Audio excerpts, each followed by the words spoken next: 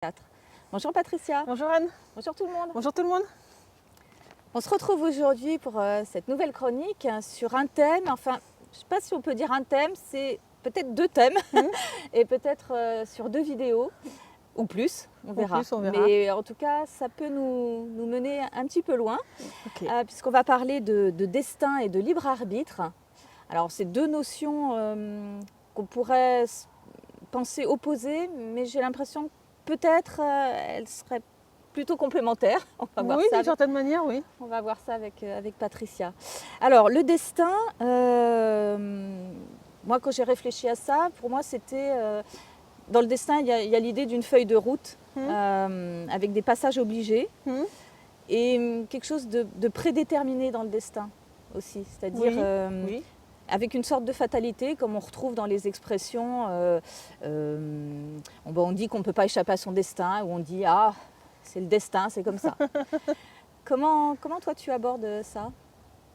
Alors pour moi, avant l'incarnation, il y a des choses que l'on choisit de vivre. Donc dans une certaine manière, il va y avoir des étapes, mais de manière très très grossière, par lesquelles on est supposé pouvoir passer. Je dis supposé parce que, mine de rien, en fonction des choix que l'on va faire dans son incarnation, y accéder va être de plus ou moins facile. Oui. Donc du coup, en fait, en réalité, pour moi, en tous les cas, il y a plusieurs destinées possibles, plusieurs chemins possibles, de grands chemins possibles, avec des étapes clés. Et en fonction des choix que l'on va faire à un moment donné, peut-être qu'il y a des choses qui auraient pu être une destinée si on avait fait certains choix, qui ne le seront plus et que ce sera d'autres choix qui vont être là. Mais en tous les cas, quels que soient les choix que l'on fait, il y a des gros marqueurs, je pourrais dire, sur nos chemins de vie par lesquels on est supposé passer. Donc quand tu parles de choix, du coup c'est l'autre partie de la vidéo, donc sur le libre arbitre, on est là-dessus. Ouais, ok. Mais alors moi, toujours en réfléchissant à ces sujets-là, je me suis souvenue de la vidéo que nous avions faite ensemble il y a déjà quelques mois, vidéo 21 sur l'incarnation, où tu abordes déjà un petit peu cette idée de... alors tu parles du moi-haut dans cette vidéo-là, qui a un plan. C'est le moi-haut qui a décidé de vivre l'incarnation en troisième densité et qui va, entre guillemets, laisser une partie de son être descendre en troisième densité pour vivre l'expérience. Donc lui, il vit son expérience toujours en tant que sur le plan dans lequel il est, etc. Mais une partie de lui va vivre son expérience dans un autre plan. Alors c'est pas forcément en troisième densité, ça peut être sur des plans intermédiaires. C'est pas forcément, nous on dit en troisième densité, etc. parce qu'on vit dans une troisième densité, mais ça peut être sur un plan qui est quand même plus haut aussi. En tous les cas, lui, il décide, je choisis de vivre l'incarnation pour expérimenter ci, ça, ça, ça. Donc à partir de là, il y a des gros paliers sur l'incarnation. Alors est-ce que c'est ça qu'on appellerait le destin? C'est des choses par lesquelles on est supposé passer, donc oui. Oui. Ça peut être une rencontre particulière, notamment ceux qui ont des relations amoureuses particulières ou autres. Et ça peut être, il doit expérimenter ce type d'amour, donc il doit rencontrer celui qui a ce type de relation amoureuse, de type amoureux avec. Tu vois, c'est comme ça. Donc du coup, c'est supposé arriver à un moment donné sur le chemin. Mais encore qu'il faut que la personne dans l'incarnation ait fait le nécessaire avant aussi. D'où le fait qu'il y ait des libres arbitres avant aussi, qui fait que ça peut dévier et avoir autre chose. Ça peut être de jouer un rôle particulier, je sais pas, être quelqu'un qui va devoir se présenter devant un grand public, etc. pour avoir le côté un peu orateur. Ça peut être expérimenter plein de choses différentes. Mais donc, cette notion de destin, ce serait ça, ce serait le fait que le moi-haut décide avant l'incarnation. Tu avais parlé de plan, et que tu disais qu'il avait un plan dans la vidéo. Oui, parce que c'est ce qu'il a envie d'expérimenter de par l'incarnation. Ouais. Et tu as parlé de fiche de... Comment c'était? Une fiche de trajet. Ah oui. Mais c'est exactement ça. Là, je m'incarne à ce moment-là. Et puis je veux expérimenter ça. Donc je sais pas, je veux expérimenter l'amour au coteau. Et dans ce cas-là, il faut que je rencontre cette personne. Donc avant, il faut qu'il ait fait tel apprentissage, tel apprentissage, tel apprentissage. Et pour ces apprentissages, je vais mettre des gros marqueurs. Et puis c'est sa petite fiche. Puis si jamais il y en a un qui l'a pas passé, il va choisir un truc à côté. Donc voilà, c'est juste ça en fait. Le plan, c'est les différentes lignes, les différents choix qu'il décide de faire. Donc ce sont des lignes, mais alors c'est pas des lignes, c'est pas comment dire, des lignes toutes droites. Non. Voilà. Parce que alors aussi ce matin, je suis tombée sur une vidéo où l'intervenant avait fait un schéma un peu comme celui que tu nous avais proposé justement dans la vidéo dont je parle, où il montrait les lignes de temps qui font des boucles en fait, avec quelque chose d'assez... Ouais, alors là, on parlait plus des autres incarnations, je crois, quand j'en avais parlé, où pendant un soin, de mémoire, parce que je n'ai pas revu, pendant un soin, on peut être amené à revivre une partie d'une autre incarnation, et donc du coup, ça fait se rapprocher des lignes de temps, et du coup, ça peut faire ce genre de choses. Oui, ça existe en soi dans la destinée même ou autre, c'est pas trop marqué ce genre de choses. On peut faire des boucles quand on fait des... Par exemple, quelqu'un doit apprendre... je sais pas, tu es souvent en couple avec quelqu'un qui est manipulateur ou autre et tu dois apprendre à t'affirmer et à casser ce genre de choses. Et ben, si jamais la première personne avec qui tu es ne t'a pas permis de rencontrer, de vraiment arriver à te mettre en avant, etc., et à casser le truc par toi-même, que tu passes juste, je sais pas, par une séparation, mais que ce n'était pas le but de l'apprentissage, etc., ben, peut-être que le prochain que tu vas rencontrer aura les mêmes caractéristiques. Et dans un sens, là, tu vas tourner autour du point de la destinée qui est l'apprentissage de je m'affirme et grosso modo j'arrive aussi à faire des pardons par rapport à ce genre de personnes. Mais tant que tu ne l'auras pas validé, tu vas tourner autour de ce point de destinée qui est un apprentissage qui est important dans ce que le Mwao a décidé d'expérimenter. Donc là, tu vas avoir une genre de boucle qui se fait autour de ce point de destinée, on pourrait dire ça comme ça, ce point, cet apprentissage que le Mwao veut apprendre. Ouais. Alors, par rapport au schéma dont je parle là, de cette vidéo que j'ai vue ce matin, en fait, donc c'est une vidéo aussi sur le destin, mais où il parle des lignes de temps. Et l'exemple qu'il prend, je vais essayer de vous le redonner à peu près comme il le présente. Il dit que quelqu'un un jour peut dire stop, j'en ai marre de mon boulot et dire bah là, moi je m'occupe de mes rêves maintenant. Donc voilà, il avait un boulot et il veut changer pour vivre ses rêves. Et il dit que du coup, en rêvant à une autre vie, il enlève le lien qu'il avait avec le futur possible du boulot qu'il vient de quitter et qu'il ouvre le futur possible vers la nouvelle vie. Alors, je ne suis pas d'accord avec ça. D'accord. Ah. Je ne suis pas d'accord avec ça parce que oui, d'une certaine manière, possiblement, si c'est vraiment sur son chemin de vivre ce qu'il avait dans ses rêves, etc. Mais si, en fin de compte, à ce moment-là, il est en train de se détourner de son chemin et que ce n'est pas ce qu'il est supposé vivre, dans ce cas-là, en fin de compte, ça va plutôt renforcer l'autre lien. Parce qu'il va être attiré par l'expérience qu'il doit vivre. Et en vivant ses rêves, il risque d'ailleurs de vivre plein de problèmes, etc., pour lui montrer que ce n'est pas le chemin qui est le sien. Ah oui, alors que c'est l'inverse qu'il tentait d'expliquer. Enfin, en tout cas, dans ce que j'ai compris. Ça dépend de si c'est son chemin ou si c'est pas son chemin. Oui. C'est pas quelque chose qui est sûr à 100%. Oui, bien sûr. Oui. Et ce qu'il faut comprendre, c'est qu'à un moment donné, le Mwao a voulu expérimenter certaines choses. Je suis sûre que tout le monde a envie de vivre la vie de ses rêves en ayant plein d'argent, et en tout cas assez d'argent pour vivre et ne pas avoir à travailler, etc. Mais ce n'est pas forcément ce que le Mwao, lui, a décidé de vivre. Et si on va sur quelque chose comme ça, si ça n'a pas été le choix, eh ben, on va être éloigné, on va essayer de nous montrer que ce n'est pas le bon chemin, et puis nous attirer vers le chemin qui était le sien.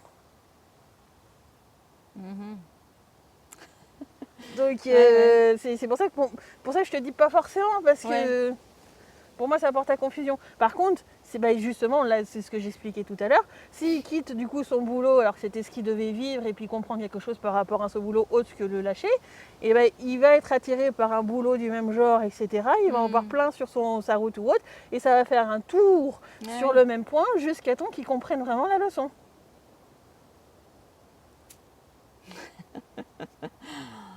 Bon, ok. Il y en a plein qui disent ça parce que notamment ils vont parler de la loi d'attraction, enfin la pseudo-loi de d'attraction qui pour moi n'est pas une loi licite, parce qu'ils vont dire bon ben là en fin de compte j'ai tout fait pour pouvoir vivre ce rêve et puis du coup ben, je me l'imagine et tout ça et je vais créer les liens. Sauf qu'en fin de compte tu détournes, si c'est pas ton chemin, tu détournes de ton chemin. Si c'est quelque chose qui est sur ton chemin, les pierres doivent arriver à toi. Ouais. Ok. Alors, cet intervenant-là ne parlait pas de loi d'attraction, pour une fois. Non, il parlait de synchronicité. Il disait qu'en fait, il fallait que la personne, donc, en se projetant dans son nouveau futur, qu'il fallait qu'elle soit attentive aux vraies synchronicités. Que cette personne allait recevoir des signes. Est-ce que toi, dans ta conception du destin... Oui, mais dans ce cas-là, si il ne devait pas lâcher son boulot et vivre cette vie qu'il a envie de vivre, et ben les signes iront dans le sens opposé. Oui, d'accord. Oui. Ouais. Ils n'iront pas dans le sens de je veux vivre si ça, enfin normalement.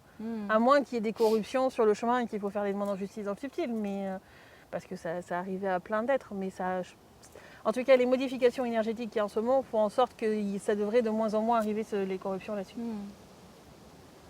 Ok.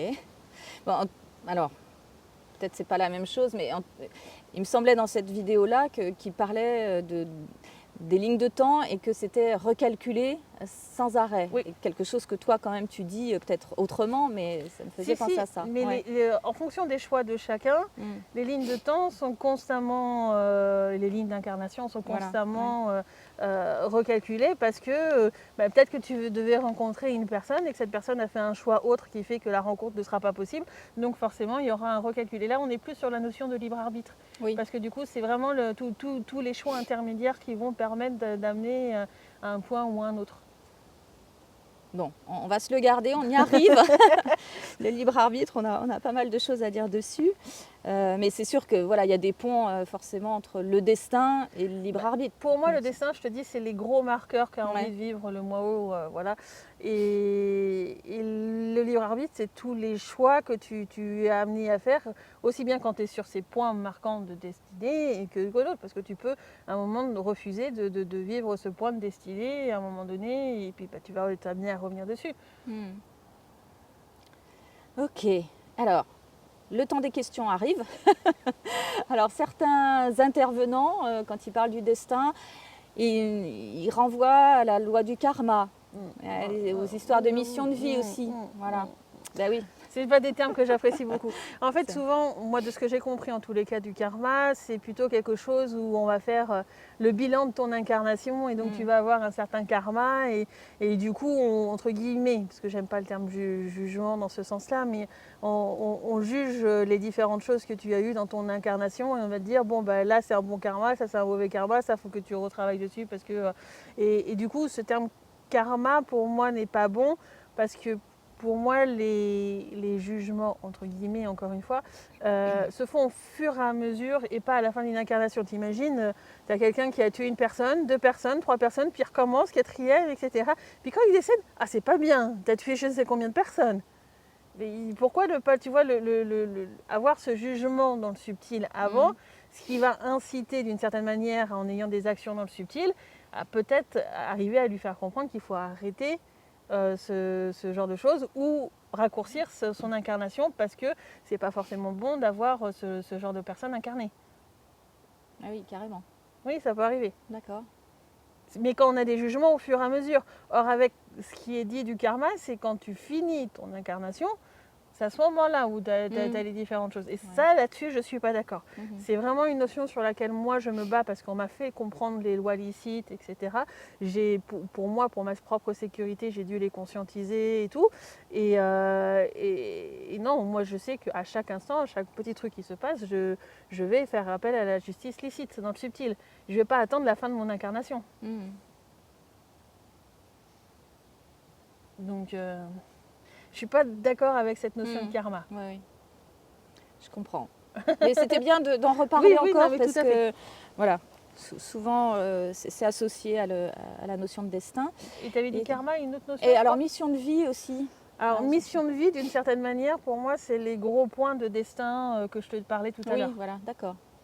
On peut se rapprocher à ça. Après, je suis pas forcément une fan de dire ta mission de vie, enfin de faire conscientiser à quelqu'un ta mission de vie c'est de faire ci ou de faire ça ou autre, parce que c'est une évolution qu'on doit faire avec le ressenti.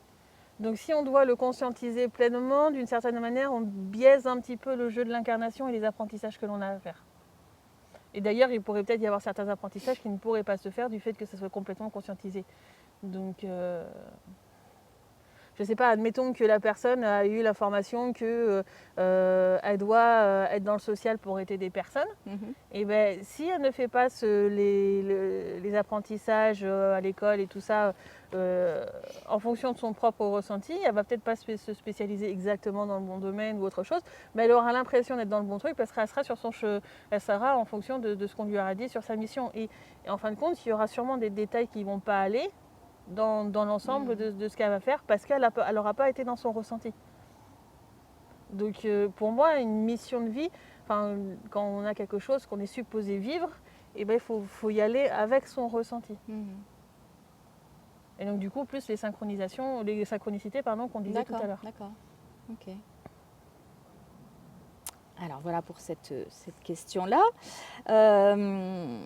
Alors, on entend dire aussi qu'il y aurait des destins heureux, des destins funestes ou des destins magnifiques et des destins tragiques. Est-ce qu'on peut mettre ces adjectifs-là à côté du mot destin? En fait, pour moi, si on est vraiment sur son chemin, il y a toujours quelque chose d'heureux parce qu'on aura quelque chose intérieur, tu vois, qu'on va sentir bien, allégé, etc. Même si on vit, je ne sais pas, dans la pauvreté, difficilement, etc., on sera bien dans notre vie. Et en fait, c'est pour ça que je ne suis pas, en tous les cas, de rapprocher d'un côté malheureux ou autre chose. Non, même si on va dire qu'il va y avoir un décès proche, un décès tôt ou autre chose, c'est pas forcément malheureux du moment que la personne a vécu ce qu'elle devait vivre dans son incarnation. Mais pour les personnes à côté, ça peut paraître malheureux. Encore une fois, il faut aussi lâcher prise, comme on l'a mentionné dans plusieurs vidéos, et dire, c'est en fin de compte, c'est ce qu'il devait vivre, et aujourd'hui, il est bien là où il est, où la personne est, et puis c'est son chemin à lui, et le respecter en tant que tel. Donc il n'y a pas un bon et un mauvais destin? Pour moi, non. Bien sûr, ok. Comme annoncé en début, cette vidéo est assez longue. Nous avons donc décidé de la séparer en 2 parties. Nous vous disons donc, Anne et moi-même, à la semaine prochaine pour la 2e partie. Merci beaucoup Patricia, merci à tous. Merci Anne, merci à tous et puis à bientôt. À bientôt. Au revoir. Au revoir.